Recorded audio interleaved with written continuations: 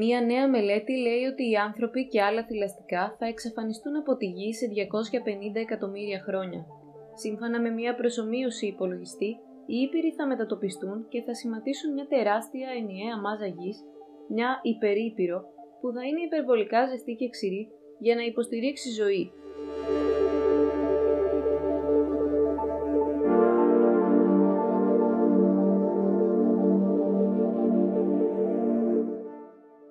Η μελέτη βασίστηκε σε ένα μοντέλο προσομοίωσης της Γης και προβλέπει μετατοπίσεις των υπήρων και σημαντικές ατμοσφαιρικές αλλαγές.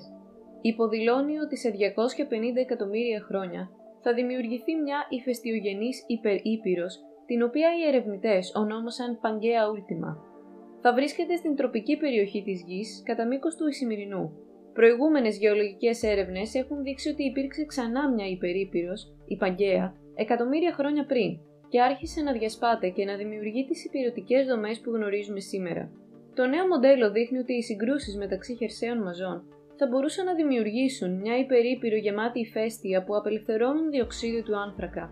Η αλλαγή στο έδαφος, σε συνδυασμό με την αυξημένη ηλιακή ενέργεια και τις υψηλότερες συγκεντρώσεις διοξειδίου του άνθρακα στην ατμόσφαιρα, πιθανότατα θα καταστήσει τις συνθήκες στην Παγκαία Ultima ακατάλληλες για τα θηλαστικά.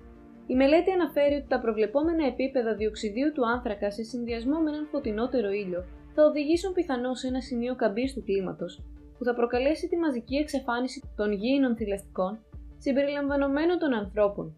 Σύμφωνα με τον επικεφαλή συγγραφέα της μελέτης, τα θηλαστικά έχουν δείξει ότι είναι ικανά να ζουν σε πολλά κλίματα και περιβάλλοντα από τότε που έγιναν κυρίαρχα μετά το Cretaceous Paleogene.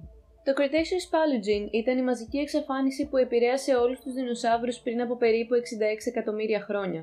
Οι επιστήμονες υπολόγισαν ότι τα πρώτα θηλαστικά εμφανίστηκαν στη Γη κάπου μεταξύ 170 και 225 εκατομμυρίων ετών πριν, με τους πρώτους τεκμηριωμένους προγόνους των ανθρώπων να εμφανίζονται πολύ αργότερα.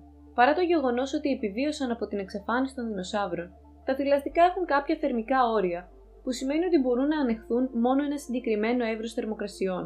Και όπως υποδηλώνει η νέα μελέτη, μεγάλο μέρος της νέας υπερηπείρου θα βρίσκεται σε τροπικά μέρη, το οποίο σημαίνει πολύ ζέστη και ξηρασία στο εσωτερικό και ζέστη και υγρασία γύρω από τις ακτές. Το μεγαλύτερο μέρος στην Παγκαία Ultima προβλέπεται να είναι πιο ζεστό από 40 βαθμούς Κελσίου κατά τους θερμότερους μήνες του έτους, με πολύ λίγες βροχοπτώσεις καθ' όλη τη διάρκεια. Οι ερευνητές πρότειναν επίσης ότι η ζωή θα μπορούσε να εξαφανιστεί στην Παγκαία Ultima εάν οι θερμοκρασίες αυξηθούν σε τέτοιο βαθμό που τα φυτά δεν θα είναι σε θέση να κάνουν φωτοσύνθεση, πράγμα που θα σήμαινε τελικά πολύ λίγο οξυγόνο στην ατμόσφαιρα.